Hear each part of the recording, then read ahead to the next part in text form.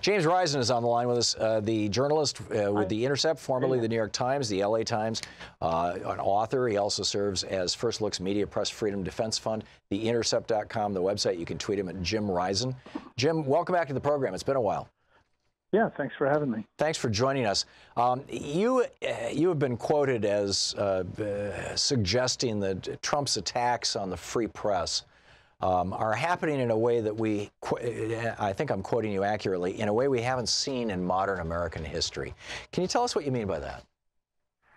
Yeah, I mean, I think it's funny, how, as you know, whatever you say publicly gets used by the other side.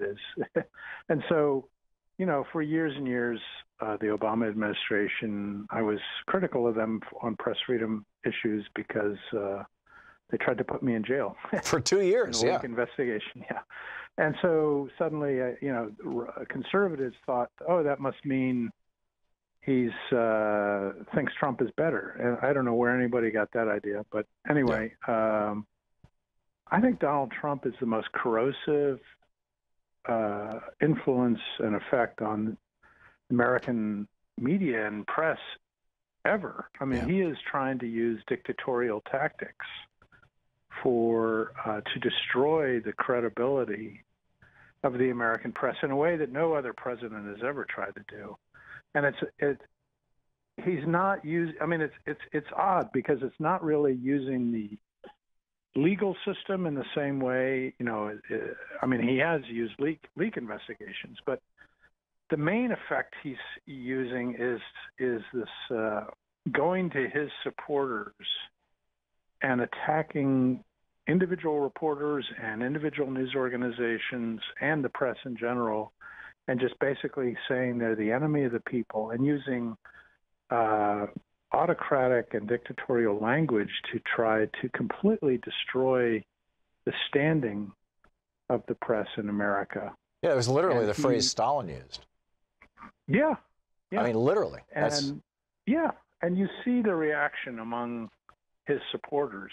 Yeah. I mean, anybody who tries to deny that there's a direct connection between what he says and does versus, people who attack reporters or, send bombs to CNN.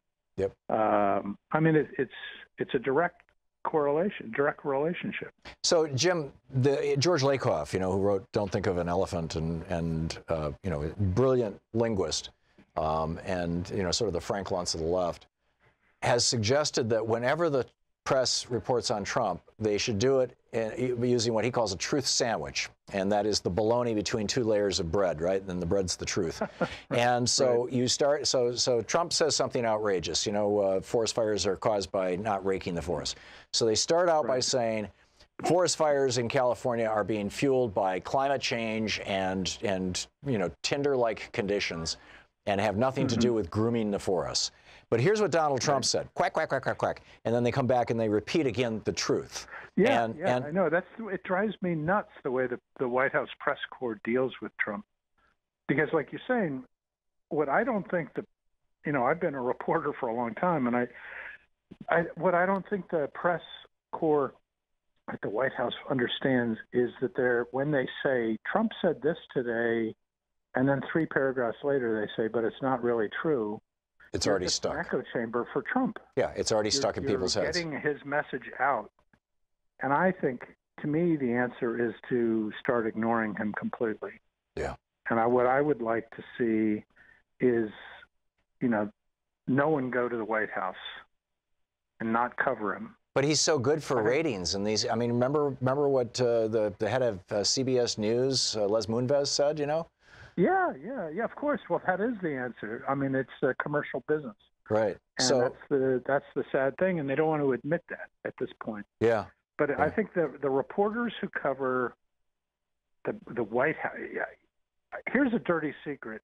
As someone who was in the Washington press corps for almost 30 years, is that the real hardworking reporters in Washington, investigative reporters, never, ever want to be assigned to cover the White House.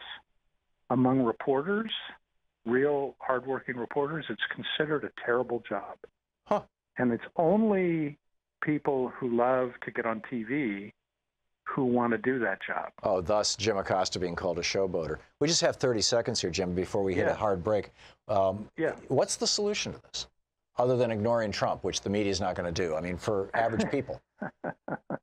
Well, I think the problem is the White House press corps is way too reactive, and they wait at that stupid press briefing room for somebody to tell them something every day, rather than go out and do more in-depth reporting. That's what I would like to see. So it's shoe leather. Yeah, actually go and report what the White House is doing and not wait around for them to tell you. There you go. Jim Risen, one of the great journalists of our time, and formerly with the New York Times, the LA Times. Now he writes for The Intercept, theintercept.com, and you can tweet him at Jim Risen. Jim, thanks so much for being with us today. Oh, thanks again for having me. It's always great talking with you. I really appreciate it, and what an extraordinary career you've had.